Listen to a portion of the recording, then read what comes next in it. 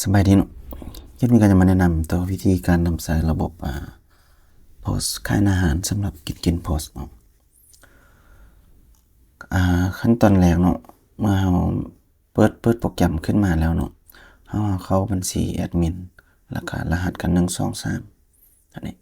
เข้าสู่ระบบ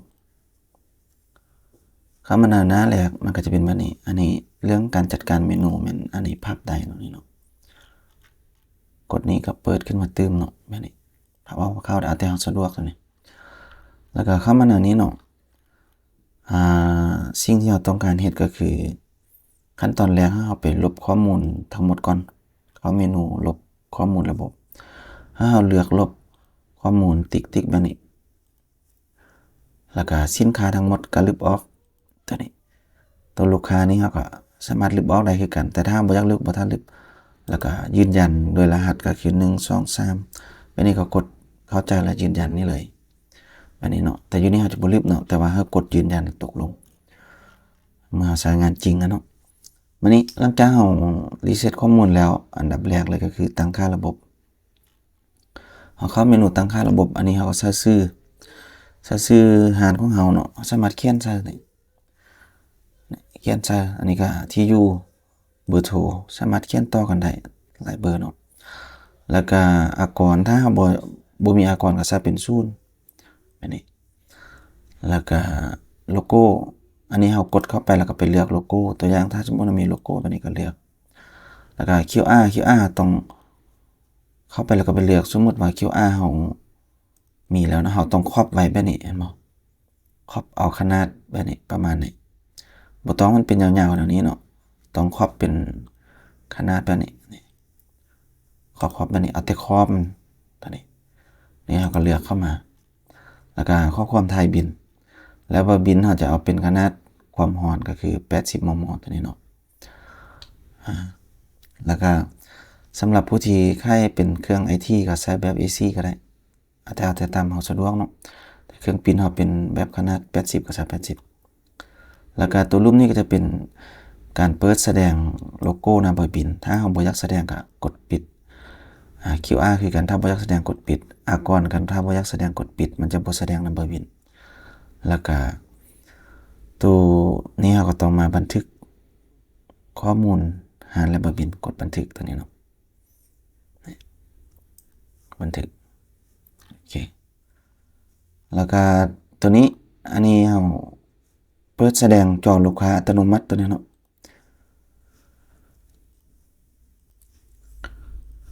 หลังจากเรากดบันทึกแล้วตัวจำพักส่วนตัวรูปนี้ถ้าเราบ่อยากใส่ก็บ่ต้องเปิดเนาะพวกนี้แล้วก็มีพวกเมนูซ่อมแปลงถ้าบ่ใส่ก็ปิดออกเมนูคอมมิชชั่นเมนูพนักงานต่างก็ปิดออกได้ตัวนี้จังพวกนี้ถ้าบ่อยากใส่เนาะแต่ถ้าอยากใส่ก็เปิดปากไว้แล้วก็บันทึกหลังจากตั้งค่าอาหารเรียบร้อยแล้วเนาะขั้นตอนต่อไปก็คือหมวดหมู่สินค้าหมวดหมู่รายการใดที่เฮามาแล้วมันยังมีอยู่นี่เนาะถ้าเฮาอยากลบออกเนาะเฮาก็สามารถกดลบได้กรณีมันมีสินค้าเป็น0นี่ลบได้เนาะสามารถลบออกได้แบบนี้ถ้าหมวดหมู่ใดมันมีสินค้าอยู่มันจะลบบ่ได้คือแบบนี้มีสินค้าอยู่จำนวนสินค้าเนาะแล้วถ้าอยากแก้ไขก็กดแก้ไขใส่ชื่อแต่ภาษาลาวนี่แล้วก็กดบันทึกแบบนี้ถ้าอยากเพิ่มใหม่ก็กดเพิ่มเนาะสามารถใส่แล้วก็บันทึกเราก็จะได้ขึ้นมาเนาะแบบนี้ก็ตัวอย่างนี้เราจะลบออกโอเคหมวดหมู่ก็มีแต่เพิ่มมานี่หลังจากได้หมวดหมู่แล้วเราก็ไปบนรายการสินค้ารายการสินค้านี่ถ้าเรารีเซ็ตข้อมูลมันจะลบทั้งหมดออกเลยแต่ถ้ามันยังมีรายการมีรายการติ๊กแบบนี้มันจะเลือกรายการแล้วก็กดลบทีเดียวถ้าอยากลบเฉพาะบางรายการได้รายการนึงก็กดใส่อยู่นี่กดลบยืนยันเนาะถ้าอยากแก้ไขก็กดแก้ไขสามารถมาเปลี่ยนชื่อเปลี่ยนบาร์โค้ดแล้วก็เลือกหมวดหมู่เลือกรูปภาพตัวนี้ก็เป็นเลือกรูปภาพเข้ามาเนาะแล้วก็หน่วยนับตัวนี้เราสามารถใช้พื้นฐานมันเป็นหน่วยนับอย่างถ้าค่ายเป็นอันก็จะเป็นอันแบบนี้แล้วถ้าว่าเรามีหน่วยนับใหญ่คือแบบว่าสินค้านี้อาจจะค่ายเป็นแก๊สแดก็สามารถใช้เป็นแก๊สเป็นแพ็คขึ้นมาถ้าเรามีการใช้เป็นหน่วยนับใหญ่ตรงปอนจำนวนว่า หน่วยนับหน่อยนี้มีจักอันตัวหน่วยนับอย่างสมมุติว่า10อันจะเท่ากับ1แพ็คของหน่วยนับอันเป็นหน่วยนี้เป็นอันนี้เนาะตัวอย่างสมมุติว่าอันนี้เฮาขายเป็นอันถ้าเป็นอันแสดงว่า10อันจะมี1แพ็คแบบนี้ถ้าสมมุติเวลาเป็นเหลือขาย1แพ็คมันจะตัด10อันเลยแต่ถ้าเหลือขายเป็นอันมันจะตัดเทื่อละอันจะยังเหลือเก่าแบบนี้เนาะราคาก็จะมีราคาย่อย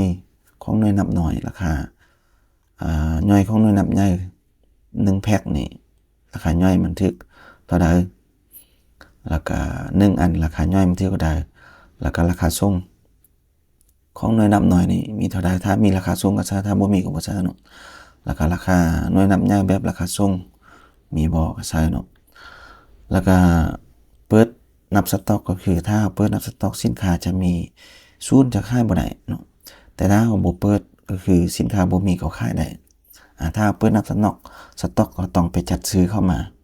แล้วก็ต้องเพิ่มจำนวนสต็อกไว้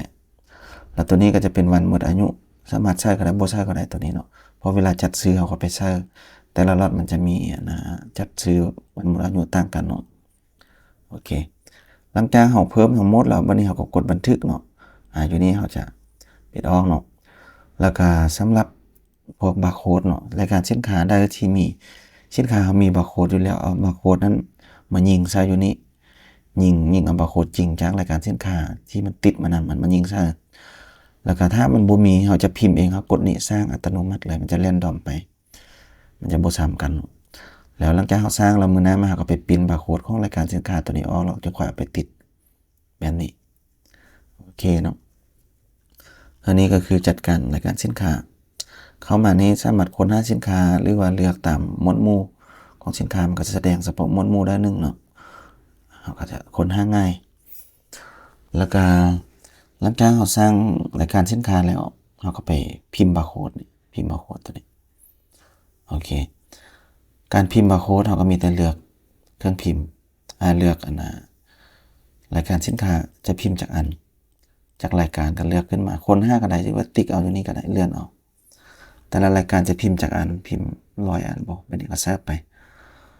แล้วก็สินค้าสามารถปรับว่าแสดงซื้อหารบ่บาร์โค้ดนี่เห็นบ่ซื้อสินค้าราคาสามารถเลือกว่าจะแสดงส่วนใดแล้วก็ตัวนี้ก็ปรับตามขนาดเหมาะสมตัวนี้เนาะ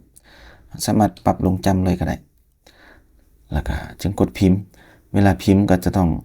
เลือกเครื่องพิมพ์ที่เป็นเครื่องพิมพ์บาร์โค้ดเนาะที่มีวิดีโอแนะนำให้เนาะจะเป็น Xprinter B365 นี่แหละเลือกแล้วก็ตั้งค่ามันถูกต้องตามวิดีโอแนะนำมาเนาะแล้วจึงพิมพ์ตัวนี้เนาะโอเคเฮาพิมพ์บาร์โค้ดเรียบร้อยเนาะรายการได้ที่บ่มีบาร์โค้ดก็พิมพ์ไปติดรายการได้มีบาร์โค้ดอยู่กับสินค้าแล้วก็บ่ต้องพิมพ์ตัวนี้เนาะโอเควันนี้เฮาพิมพ์บาร์โค้ดแล้วเนาะหลังจากพิมพ์บาร์โค้ดแล้ววันนี้เฮายังบ่ไปทำการขายเทื่อเฮาจะมาเบิ่งจัดการลูกค้าก่อนลูกค้าอย่างน้อยเฮาต้องมีลูกค้าทั่วไปผู้นึงขึ้นมาสามารถเพิ่มขึ้นมาชื่อเบอร์โทรแล้วก็เลือกว่าเป็นลูกค้าขายส่งหรือขายย่อยตัวนี้เนาะเพราะว่าถ้าเลือกเป็นขายส่งเวลาเลือกลูกค้าขายราคาจะเป็นราคาส่งถ้าเป็นราคาปกติเลือกลูกค้าพวกนี้จะเป็นราคาปกติเป็นราคาย่อยเนาะแล้วเราก็บันทึกคืออยู่นี่เฮาเพิ่มไว้เป็นลูกค้าทั่วไปจะเป็นราคาปกติอันนี้เห็นบ่นี่แล้วก็สามารถติ๊กใส่เครื่องไม้ดาวนี่ว่าจะลูกค้าได้เป็นลูกค้าเริ่มต้นสมมุติเราติ๊กผู้นี้เป็นเริ่มต้นปึ๊บเห็นบ่ผู้นี้จะกลายเป็นลูกค้าเริ่มต้นเห็นบ่จะมีไม้ดาวสีเหลืองแล้วเวลาเข้าหน้าโพสต์จะเลือกผู้นี้เป็นผู้แลอัตโนมัติฉะนั้นเราจะให้ลูกค้าทั่วไปนี่เป็นผู้เริ่มต้นก็ติ๊กดาวซะนี่โอเคทีนี้เราได้ลูกค้าแล้วเนาะเพิ่มไว้ผู้เดียวก่อนก็ได้ลูกค้าเอาเป็นลูกค้าทั่วไปแล้วก็สามารถเพิ่มลบแก้ไขจัดการได้ก็สามารถเช็คว่าลูกค้าแต่ละคนใช้เงินไปเท่าใดเนาะซื้อไปจังได๋เนาะซื้อเงินไปเท่าใดแล้วนะถ้าอันใดที่เราบ่ต้องการเราก็สามารถลบทิ่มหรือบอกลูกค้าเห็นบ่บัดนี้จัดการลูกค้าแล้วอันนี้ก็จัดการผู้สนองจัดการผู้สนองก็คือเวลาไปซื้อสินค้าจะซื้อมาจากห้างใดสาขาใดเนาะคืออยู่นี่เพิ่มเป็นตัวอย่างก็คือซื้อผู้นี้บริษัทขายส่งนครหลวงขอนแก่นนี่เบอร์โทรที่อยู่นี่สามารถเพิ่มไว้แล้วก็บันทึกเพิ่มลบแก้ไขลบได้อย่างนี้เนาะ ลังจากมีลูกค้ามีผู้จัดผู้สนองแล้วผู้สนองสินค้าแล้วเนาะนี่ก็ไปจัดซื้อสินค้าเข้าสต็อกก่อนเพราะว่าเวลาเพิ่มสินค้าได้ที่มีการนับสต็อกแล้วเนาะเราต้องมาจัดซื้อมันจึงจะมีสต็อกถ้าเราอยากรู้ว่าสินค้าเขามีสต็อกยังจักอันแล้วกดเบิ่งรายงานสต็อกนี้ก่อนก็ได้เห็นบ่จะมีการรายงานสต็อกสินค้าแต่ละรายการว่ามีจักอันจักหน่วยเห็นบ่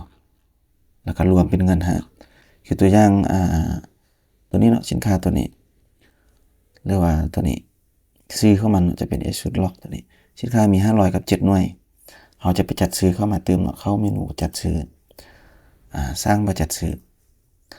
แล้วอยู่ในนี้เราสามารถเลือกผู้สนองได้เห็นบ่ผู้สนองเขาเพิ่มไปก่อนเห็นบ่มีแต่ผู้เดียวแล้วก็วันที่จัดซื้อวันที่ได้ก็เลือกแล้วก็ค้นหาสินค้าโดยบาร์โค้ดอยู่นี้ก็ได้หรือสแกนบาร์โค้ดหรือเลื่อนเองหรือเลือกตามหมวดหมู่แต่อยู่นี้เรามีบาร์โค้ดเราจะกดเห็นบ่มันจะเพิ่มเข้ามาเวลาพิมพ์บาร์โค้ดใส่เนาะก็คือ Extrude Lock ตัวนี้เราก็เลือกเป็นหน่วยแล้วก็ซื้อมาจากหน่วยแล้วก็ซื้อตึม100แล้วก็ราคาเท่าใดราคาสมมุติว่าหน่วยละ11ล้านก็เพิ่มเข้ามานี่11ล้านก็ถึง 1,100 ล้านเห็นบ่ทีนี้ก็สามารถเฮ็ดใช้จังได๋แล้วก็กดบันทึกว่าสั่งซื้อแล้วมื้อนี้ก็ใบที่เราสั่งซื้อไปเมื่อกี้ตัวนี้ก็กดเบิ่งนี่ถ้าเราซื้อหลายรายการก็จะมีหลายรายการเพิ่มขึ้นมา100 100บ่แล้วก็สามารถปริ้นใบจัดซื้อนี่ได้ก็ต้องปริ้นเป็น A4 ตัวนี้เนาะบัดนี้สามารถปริ้นได้แล้วก็เราซื้อเข้าไปเติม100เนาะเติม100เรามาเช็คเบิ่งรายงานสต็อกมานี่รายงานสต็อกบ่แม่นโอเคเห็นว่าเมื่อกี้มันมี500กับ7อันบัดนี้ซื้อมาเติม100มันก็จะเป็น600กับ7อันเวลาขายมันจะตัดสต็อกลงไปอัตโนมัติแบบนี้เนาะเราก็ไปซื้อรายการสินค้าได้ที่ซื้อเข้ามาก็ไปสร้างการจัดซื้อสร้างเป็นใบจัดซื้อมันจะเป็นรายจ่ายให้เราตัวนี้เนาะอันนี้ก็แอดมินสามารถลบได้ตัวนี้เนาะวันนี้เราจัดซื้อสินค้าเข้ามาแล้วต่อไปก็คือถ้าสมมุติว่าเราอยากปรับปรุงสต็อกสามารถปรับปรุงสต็อกได้กรณีสินค้าหันมีการเสียหายหรือมีบ่ครบตามจำนวนจริงสามารถมาค้นหาสมมุติว่าเราจะปรับปรุงรายการสินค้าตัวนี้เอาบาร์โค้ดมายิงใส่หรือพิมพ์ชื่อก็ได้แล้วก็เลือกเห็นบ่มันมี600กับ7อันที่เราซื้อเมื่อกี้เราเอามาแล้วมันทึกส่งกลับอันนึงเราก็สามารถลบ1ก็แปลว่าตัดออก1แต่ถ้าเราเขียน1หลายๆแปลว่าเพิ่มขึ้นอีก1ก็จะเป็น600กับ8แต่นี้เราลองเอาเป็นลบ1แล้วก็ไม่เฮ็ดว่าลบย้อนหยังก็คือสินค้าผีส่งคืน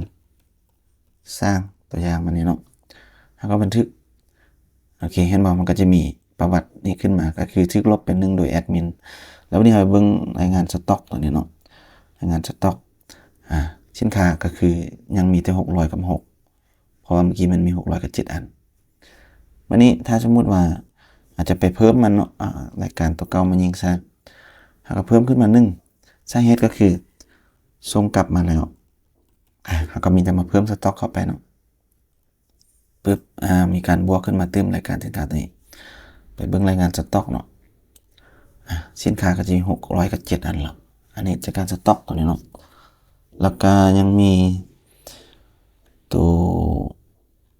รายการ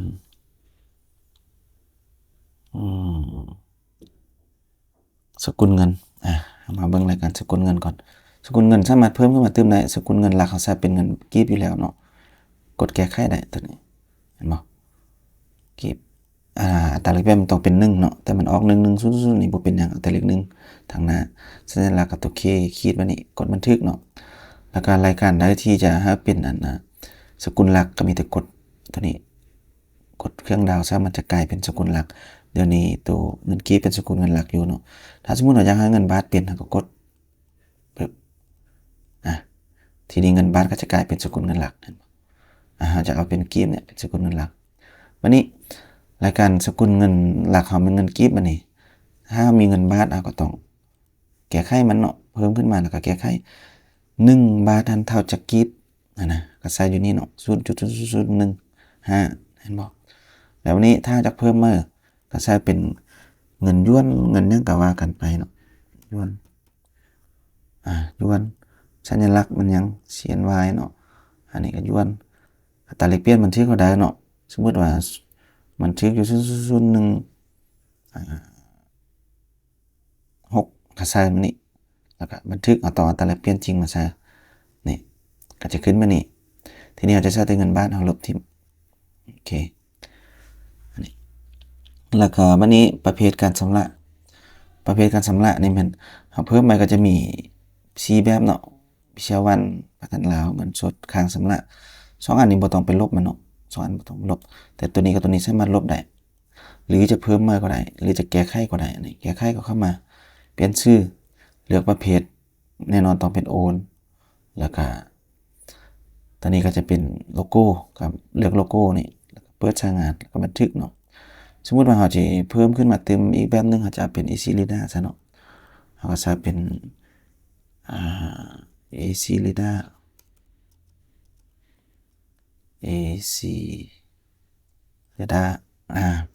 ต้องเป็นโอนนี่ถ้าว่าเป็นเงินสดก็เลือกเงินสดนี่ต้องเป็นโอนแล้วก็อันพวกติดนี้ก็จะเป็นตัวนี้โอนผ่านธนาคารต้องเป็นแบบนี้อยู่แล้วโอเคเปิดใช้งานปึ๊บแบบนี้เวลาไปค่ายหน้าโพสต์เราก็จะมีให้เลือกว่าจะสำหรับผ่าน Easy Reader บ่แต่อยู่นี้เราจะบ่ใช้เราจะปิดออกโอเคเราจะใช้ซ้ำนี้เนาะหลังจากนี้เราจัดการจำพวกนี้เรียบร้อยหมดแล้ววันนี้ก็มาเบิ่งจัดการผู้ชายก่อนผู้ชายเขามีอยู่นี่2อันเนาะแอดมินเข้ามาแก้ไขรหัสผ่านแอดมินได้ถ้าบ่แก้ไขอันบ่เปลี่ยนกับปะเป็นว่างแล้วก็เปลี่ยนตัวอื่นแล้วก็กดบันทึกเลยแต่อยู่นี้เรามีผู้นึงชื่อลีเนาะก็คือเป็นแคชเชียร์พนักงานขายก็ใช้ชื่อเลือกเป็นแคชเชียร์แล้วก็เงินเดือนใช้ก็ได้บ่ใช้ก็ได้เงินคอมมิชชั่นใช้ก็ได้บ่ใช้ก็ได้รหัสต้องใส่1-6ขึ้นไปเนาะแต่ถ้าว่าเรามาแก้ไขบ่อยากใส่กับปะเป็นว่างตัวนี้เนาะแบบนี้เพิ่มมากกับเพิ่มได้นี่ตัวอย่างเขาจะใช้เป็นซ้อนเป็นพนักงานแคชเชียร์เงินเดือนพื้นฐานเอาบ่ใส่คอมมิชชั่นบ่ใส่รหัส1 2 3 4 5 6กดบันทึกเราก็จะได้พนักงานแคชเชียร์ขึ้นมาเติมผู้นึงแบบนี้ให้เขาใส่เป็นผู้ขายได้แล้วก็สามารถลบได้โอเคนอกจากนั้นเนาะเราก็ยังมาเบิ่งตัวหน้าค่ายกันเลยบัดนี้หน้าค่ายสินค้ากดนี้หน้าค่ายปึ๊บสำหรับแอดมินจะค่ายก็ต้องเข้ามาบัดนี้มาหน้าค่ายสามารถสแกนบาร์โค้ดเลยก็คือเครื่องยิงเข้าไปติดมันจะออกเห็นบ่แต่ถ้าตัวนี้อันนี้เราค้นหาเองเนาะเรากด enter ปึ๊บมันจะเข้าแต่ถ้าเป็นเครื่องบาร์โค้ดมันจะยิงเข้าไปเลยแบบนี้แล้วก็ยิงต่อไปได้เลยหรือเราสามารถเลือกตามหมวดหมู่ว่าจะเลือกหมวดหมู่ใดค้นหาชื่อหรือจะกดเอาแบบนี้ก็ได้ถ้าตัวใดที่มันมีออปชันแบบหน่วยนับน้อยหน่วยนับใหญ่เห็นบ่นี่ถ้าเป็นหน่วยนับน้อยมันมีอยู่500กับ5อันแต่ถ้าเป็นแพ็คมันจะนับแพ็คได้แต่50แพ็คถ้าค่ายมันจะตัดออกไป50แพ็คอัตโนมัติเลยเนาะแต่ค่ายหน่วยนับน้อยมันจะตัดเอาไปอันนึงแบบนี้โอเคเราเลือกแล้วก็สามารถเลือกลูกค้าอยู่นี่ได้เห็นบ่ปกติเราตั้งลูกค้าทั่วไปเป็นเริ่มต้นเนาะมันก็จะขึ้นลูกค้าทั่วไปแต่ถ้าสามารถจะค้นหาโดยเบอร์โดยหยังก็ได้นี่ลูกค้าเห็นบ่โดยชื่อโดยหยังก็ค้นได้นี่แต่อยู่นี้เราจะใช้เป็นลูกค้าทั่วไปเนาะทั่วไปสำหรับเงินเมื่อกี้เราตั้งเงินสดวิชาวันแล้วก็พัฒนาแล้วก็ค้างชำระสามารถเลือกได้เลยนี่ถ้าสายค้างชำระจะต้องได้ไปเลือกลูกค้าก่อนลูกค้าทั่วไปขายบ่ได้เนาะฉะนั้นถ้าเป็นเงินสดก็เลือกเงินสดโอนก็โอนเนาะแล้วตัวนี้จะเป็นส่วนลดสมมุติว่าลด 10,000 นี่ตัวนี้ไม่เฮ็ดอาจจะเป็นพวกเลขซีเรียลหรือไม่เฮ็ดเนี่ยก็ได้ห้ามเงินสามารถกดเต็มหรือว่ากดตามตัวเลขเงินนี่ก็ได้มันจะบอกเงินทอนแบบนี้เนาะแล้วก็อากรถ้าว่าเราตั้งอากรไว้มันก็จะแสดงขึ้นมาอันนี้บ่ได้ตั้งเนาะก็0ยืนยันชำระทีนี้มันก็จะคล้ายๆเครื่องพิมพ์ก็จะเป็นแบบอันน่ะ80นี่โอเคเราก็เลือกให้มันถูกต้องเนาะมันเป็น80แล้วเราก็สามารถเบิ่งได้นี่ใบบินก็จะประมาณนี้ชื่อมันยาวมันก็จะตกเนาะถ้าชื่อสั้นก็จะบ่ตกเงินบาทเห็นบ่ถูกเท่านี้เงินกีบถูกเท่านี้เงินมาเท่านี้เต็มทอนเท่านี้สามารถพิมพ์ได้ งจากปินไปแล้วมันก็จะสำเร็จเนาะราคาวันนี้เวลาเราค่ายแล้วก็สามารถเบิ่งรายงานการค่ายสินค้านี่เมื่อกี้ของ5ก็ค่ายไปบินนึงเมื่อกี้เห็นบ่โดยเงินสดรายงานมันก็จะบอกว่าเงินสดเท่าใดพิเศษวันเท่าใดพัฒนาลาวเท่าใดถ้ามีรายประเภทแล้วรายงานสามารถเลือกกันตองตั้งแต่วันที่ใด5วันที่ใดก็ได้ถ้าสมมุติเราจะเอาวันที่1มาเดี๋ยวนี้มันมีซ่องเก่าซ่องเนาะที่1มาฮอดปัจจุบันวันนี้24กดกันตองเห็นบ่ตั้งแต่ที่1มายอดขายก็ส่ำนี้สามารถคนตามประเภทการชำระได้หรือคน5บินหรือลูกค้าได้แบบนี้โอเคสามารถพิมพ์รายงานเป็น AC ได้เนี่ยอันนี้จะพิมพ์เป็นรายงานเป็น AC ก็คือต้องเลือกเป็นบิน AC จะเป็นรายงานการขายตามการกันตองตัวนี้เนาะโอเคทีนี้ในนี้เราก็สามารถพิมพ์บินคืนได้แล้วก็พิมพ์ใบสรุปใบบิน AC ได้คืนถ้าบิน AC มันก็จะออกมาประมาณนี้อันนี้เป็นบิน AC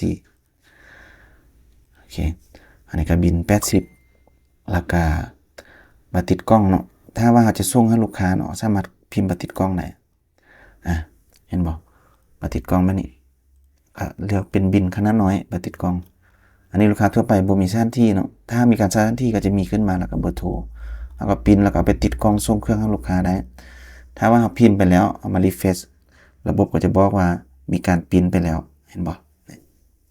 มีการพิมพ์ออกไปแล้วฉะนั้นจะได้รู้ว่าเราจะบ่ได้พิมพ์บินซ้ำเนาะแล้วถ้าเป็นแอดมินสามารถลบได้แคชเชียร์ลบบ่ได้เนาะโอเคอันนี้รายงานแล้ววันนี้เขาก็ไปเบิ่งรายงานกำไรขาดทุนได้ตัวนี้กำไรขาดทุนกับวันนี้อาทิตย์นี้เดือนนี้เนาะแล้วก็ปีนี้หรือกำหนดเองเลือกตั้งแต่วันที่ใด5วันที่ใดแบบนี้เนาะมันก็จะแสดงให้เราเป็นแบบนี้อันนี้สีเขียวก็คือรายรับสีแดงคือรายจ่ายตัวนี้เทียบใช้กำไรหรือขาดทุนตัวนี้เนาะรายรับเรามี62ล้านแต่รายจ่ายมัน 1,100 ล้านกำไรนี่ประมาณชั้นนี้เนาะที่ว่าเป็นลบทุนเพราะมันติดลบแล้วแสดงเป็นเงินสดฮะเท่านี้สามารถเช็คได้มานี่แล้วพิมพ์รายงานได้ AC ได้แล้วก็รายจ่ายมานี่รายจ่ายนี่มันจะมีรายจ่ายจากการจัดซื้อที่เราจัดซื้อไปเนาะก็จะมารวมในรายจ่ายนี้แล้วก็รายจ่ายทั่วไปเราก็จะมีอีกตัวนึงจัดการรายจ่ายตัวนี้นี่จะเป็นรายจ่ายทั่วไป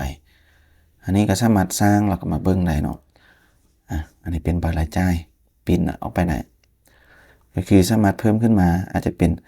ค่าการตลาดค่าน้ำค่าไฟค่าเช่าหารค่าเงินเดือนหรือรายจ่ายอื่นๆเนาะใส่ยอดเงินผู้รับเงินไปชำระแล้วก็ใส่รายละเอียดกับบันทึกก็จะมีรายจ่ายขึ้นมาแบบนี้เห็นบ่รายจ่ายตัวนี้ก็จะมาบันทึกรวมกับรายจ่ายตัวเดียวกันอันนี้จะมีทางรายจ่ายจัดซื้อแล้วก็รายจ่ายจากทั่วไปมารวมกันอยู่ในนี้รายรับก็มาจากการค้าอย่างเดียวแล้วก็เขาก็สามารถเช็คได้เนาะแล้วก็อยู่ในหน้าแดชบอร์ดนั่นบ่เขาก็จะเห็นบอกว่ารายจ่ายค่าใช้จ่ายกับรายจ่ายจัดซื้อบวกกันอยู่นี้อันนี้กำไรสุทธิจะเป็นติดลบเนาะติดลบเท่าใดนี่อันนี้มูลค่าสต็อกยอดขายทั้งหมดอันนี้ของเฉพาะมื้อนี้ตัวนี้เนาะก็จะมีกราฟขึ้นถ้าสมมุติเราเฮ็ดเป็นเดือนมันก็จะแสดงเป็นเส้นกราฟเป็นปีมันก็จะขึ้นมานี่ว่าช่วงได้รายขายหน่วยขายไร่ขึ้นมาอันนี้สถิติระบบเนาะสินค้าก็หมดสต็อกมีจากอันก็หมดอายุมีจากอันสินค้าขายดีวันนี้เรามาเบิ่งสินค้าขายดีมาเบิ่งยอดขายตามสินค้านี่ก็ได้จะบอกว่าสินค้าที่ได้ขายไปแต่ละรายการนะตั้งแต่วันที่ใด5วันที่ใดกันต้องได้แล้วมาเบิ่งว่ามันขายได้จากรายการรวมเป็นเงินเท่าใดแบบนี้เลยเนาะแล้วก็นอกจากนั้นตัวระบบซ่อมแปลงกรณีว่าหารได้ที่มีการซ่อมแปลงเนาะถ้าเป็นหารบ่มีการซ่อมแปลงตัวนี้ก็บ่ท่าเบิ่งเนาะการซ่อมแปลงก็เข้าไปจะมีรายการซ่อมแปลงนี่เนาะขึ้นมาถ้าน่ะเป็นสำเร็จหรือว่าบ่สำเร็จเนาะสามารถพิมพ์ได้พิมพ์บัตรซ่อมแปลงนี่ออกไปให้ลูกค้าแล้วก็แก้ไขลบทีนี้เรามาสร้างเนาะการสร้างบริการซ่อมแปลงก็เลือกว่าการบริการนี่มีบริการเฮ็ดหยังเห็นบ่เราก็สามารถเลือกได้แล้วก็เลือกอะไรเข้าไปตามหมวดหมู่คน5สแกนได้หมด แล้วก็ชื่อลูกค้ามันชื่อหยังเบอร์โทรมันหยังชื่อบริการมันบริการมันหยังเปลี่ยนมันหยังแล้วก็ใส่อาการแล้วก็สถานะสามารถใส่ได้เนาะว่าดำเนินการบ่หรือว่าเฮ็ดหยังแบบนี้เนาะค่าบริการเท่าใดมันจะเอาค่าบริการมารวมกับค่าสินค้าแบบนี้ก็รวมกันไม่เฮ็ดเพิ่มเติมได้กดบันทึกได้โอเคนี่มันก็จะถูกบันทึกขึ้นมาตัวนี้สถานะยังบ่ขึ้นเนาะไปกดแก้ไขสามารถมาแก้ไขให้มันเป็นรอดำเนินการหรือว่ากำลังซ่อมแปลงบันทึกจะเป็นกำลังซ่อมแปลงก็พิมพ์บิลให้ลูกค้าพิมพ์บิลแบบนี้เนาะพิมพ์บิลตัวนี้ให้ลูกค้าก็จะได้รายละเอียดแล้วก็หลังจากลูกค้ามาเอาแล้วก็มาแก้ไขมันเติมเนาะว่าเป็นอิหยังอยู่นี่เปลี่ยนโอเคแก้ไขตัวสำเร็จหรือบ่หรือว่ารับคืนแล้วบันทึกโอเคนี่ก็จะเป็นรายรับเฉพาะแยกเฉพาะมันเนาะนี่แล้วแบบนี้นอกจากนั้นมันก็ยังมีตัวนี้ค้างชำระเนาะกรณีลูกค้าจ่ายแล้วจ่ายแบบค้างชำระก็มาเช็คอยู่บนนี้เนาะ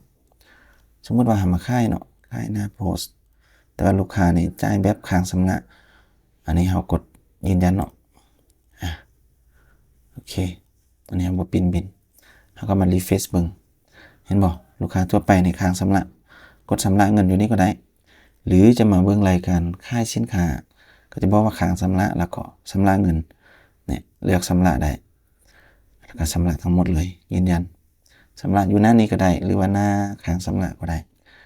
แล้ววันนี้เราชำระแล้วรายการค้างชำระก็จะบ่มีแบบนี้เนาะโอเคก็จะประมาณนี้เนาะระบบการขายสินค้าสำหรับวิธีการพิมพ์บาร์โค้ดแล้วก็การประกอบเครื่องการตั้งค่าแม่นครับเบิ่งวิดีโอที่เราส่งไปหาต่างหากเพราะอันจำพวกอุปกรณ์ตรงไหนเบิ่งวิดีโอนำเนาะ